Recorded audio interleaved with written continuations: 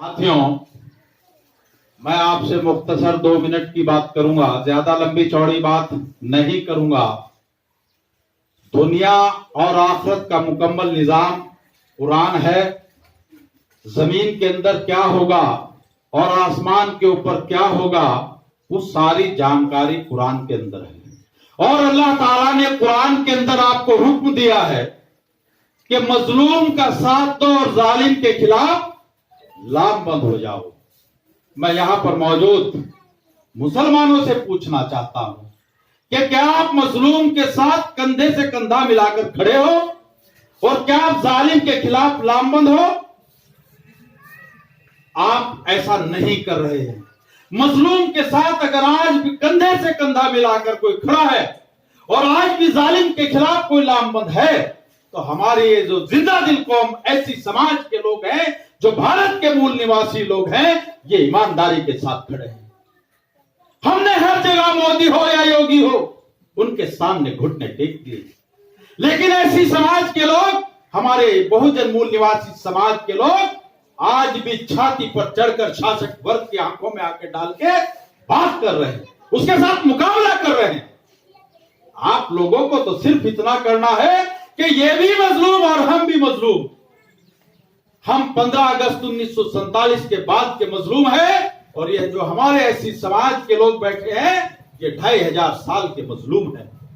अगर मजलूम के बीच इत्तेहाद का निर्माण हो जाए और हम संगठित हो जाए, मैं ईमानदारी के साथ डंके की चोट पर कह सकता हूं कि दुनिया की कोई ताकत आपकी तरफ बदनियती से आंख उठा करके नहीं देख सकती। आप इस मुल्क के हुक्मरान बनेंगे, लेकिन वो तभी बनेंगे जब आप ऐसी समाज के लोगों को, जिनका डीएनए एक है, जिनकी समस्या हमारे जैसी है, जो हमारे भाई हैं, जब आप उनके साथ ईमानदारी से कुरान के फार्मूले पर चलकर कि मजलूम के साथ खड़े हो जाओ और जालिम के खिलाफ लामबंद, अगर आपने इस फार्मूले को अपनाया तो आप इस मुल्क के हुक्मरान बन सकते हैं।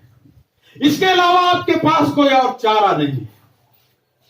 तो खास तौर से मैं मुसलमानों से एक बात कह करके अपनी बात खत्म करना चाहूंगा। ये हमारे बड़े बुजुर्ग बैठे हैं, नाम नहीं जानता मैं, लेकिन हमारे बड़े हैं, इधर भी बैठे हैं। ये ऐसी समाज कभी इस मुल्क का राजा महाराजा हुआ करता था, लेकिन धीरे धीरे ये लोग अपनी गाफिल हो गए और अपनी जिम्मेदारियों से पीछे हो गए और उन्हें एक व्यवस्था ने ला करके इनको मजलूम बना दिया। और मजलूम भी ऐसा वैसा नहीं, मजलूम भी ऐसा बनाया कि इन लोगों से वोट का अधिकार छीन लिया, पैंट पतलून पहनने का अधिकार छीन लिया, इन लोगों से पक्के घरों में रहने का अधिकार छीन लिया। इन लोगों की हालत इतनी खतरनाक बना दी गई कि ये लोग इंसान के दर्जे की कैटेगरी से भी बाहर कर दिए गए। और हमारे बड़े बुजुर्ग बताते हैं कि ऐसी हालत लाकर के खड़ी कर दी कि ये मरे हुए जानवर का मांस खाने के ऊपर जिंदा रहने लगे, और वो भी इतनी आसानी से नहीं मिलता था। उसके लिए भी छुप छुप करके देखना पड़ता था कि कब ये मरा हुआ जानवर जंगल में जाएगा और कब हम इस मांस को खाएंगे। और वो भी इतनी आसानी से नहीं मिलता था, ऊपर से गिद्ध झपट्टा मारता था और नीचे से कुत्ता हमला करता था, उसके जबड़ों से निकाल करके ये अपना पेट भरने का काम करते थे। लेकिन इस जिंदा कौम ने संघर्ष किया, इस जिंदा कौम ने अपने इतिहास को समझा और वहां एक बच्चा पैदा हुआ, जिस बच्चे को दुनिया के अंदर कोई अधिकार नहीं था। वो बच्चा जो क्लासरूम के अंदर बैठ करके नहीं पढ़ सकता था, जो कच्चे घड़े में रखे पानी की बूंद को नहीं पी सकता था, जिसको बैलगाड़ी से उतार दिया गया था, जिस जोहड़ के अंदर, जिस तालाब के अंदर कुत्ता बिल्ली सुअर टट्टी कर सकता था, पानी पी सकता था, उस समाज का पानी पीने का अधिकार भी समाज को नहीं था। लेकिन उस महान आत्मा ने संघर्ष किया, तपस्या की। उनका नाम है बाबा साहब डॉक्टर भीमराव अंबेडकर। और साथियों, उन्होंने इतना कड़ा संघर्ष किया कि आज क्षेत्र पंचायत से लेकर राष्ट्रपति की कुर्सी तक आपका आदमी बैठा। आज गांव के क्षेत्र पंचायत सदस्य से लेकर मेंबर ऑफ पार्लियामेंट तक बैठा। आज दुश्मनों की छाती पर चढ़कर उस समाज के लोग अपने हक अधिकार की बात कर रहे हैं, अपने गौरवशाली इतिहास को लाने की बात कर रहे हैं। लेकिन मुसलमानों, तुम पर क्या गजब है? तुम कौन सी गफलत में हो? कहां सोए पड़े हो? तुम्हारे पुरखों ने 800-900 साल तक इस मुल्क में हुकूमत करी और आज तुम दहशत में हो।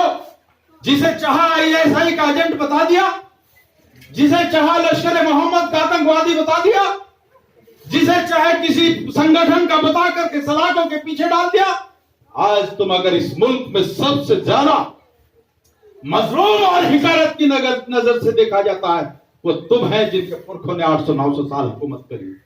मैं सिर्फ इसीलिए आया हूं, मैं भाषण देने के लिए खड़ा नहीं हुआ।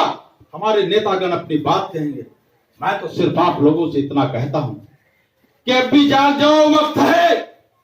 अगर तुम मजलूम समाज के साथ खड़े नहीं हुए, खुदा की कसम तुम्हारा नामो निशान इस मुल्क में नहीं बचेगा। तुम्हारी तालियां नोच दी जाएंगी, सरों से टोपियां उतार ली जाएंगी, मस्जिदें तुम्हारी बंद कर दी जाएंगी, मदरसे बंद कर दिए जाएंगे और न जाने तुम क्या क्या करते फिरोगे। अभी वक्त है। बाबा साहब डॉक्टर भीमराव अंबेडकर ने जब 26 जनवरी 1950 को संविधान पार्लियामेंट में लागू हो गया, उसके बाद पार्लियामेंट के बाहर कहा था कि आज मैंने अथक प्रयासों से, घोर यातनाएं झेलने के बाद, कड़ा संघर्ष करने के बाद, है भारत के मूल निवासी समाज के लोगों, जो ये वोट का अधिकार तुम्हें दिया है, इस वोट के अधिकार की हिफाजत ऐसे करनी है जैसे अपनी जवान बहू बहन बेटी की हिफाजत करते हो। अगर तुमने लालच में आकर, गुमराह होकर, भटक कर इस वोट को दूसरों गलत लोगों के हाथों में सौंप दिया तो तुम तबाह और बर्बाद हो जाओगे। ये वोट तुम्हें इस मुल्क के अंदर सम्मान और स्वाभिमान की जिंदगी देगा। ये वोट तुम्हें इज्जत की जिंदगी देगा और दुश्मन की छाती पर चढ़कर अपने अधिकार लेने की ताकत देगा। क्या तुम्हारे अंदर ये ताकत आई है? शायद नहीं आई। तुम हर 5 साल के बाद मेला लगता है, वोट देते हो और वोट देने के बाद घर बैठ जाते हो। क्या कभी अपने उस जनप्रतिनिधि से पूछा कि नालायक बक्कार, हमने तुझे वोट दिया था, तूने हमारे वोट की ताकत पर क्या किया? उसका साम्राज्य रोज बढ़ता है और तुम अपने पैसे पुलिस को पैसा देकर के काम कराते हो। कभी नहीं पूछा। मैं तो अपनी बात यहीं पर खत्म कर रहा हूं, क्योंकि मैं पिछले 1-1.5 महीने से बीमार था और ज्यादा बोलने की कैपेसिटी नहीं है। चाहूं तो 2-3-4 घंटे बोल सकता हूं, लेकिन फिलहाल सेहत इजाजत नहीं देती है। मैं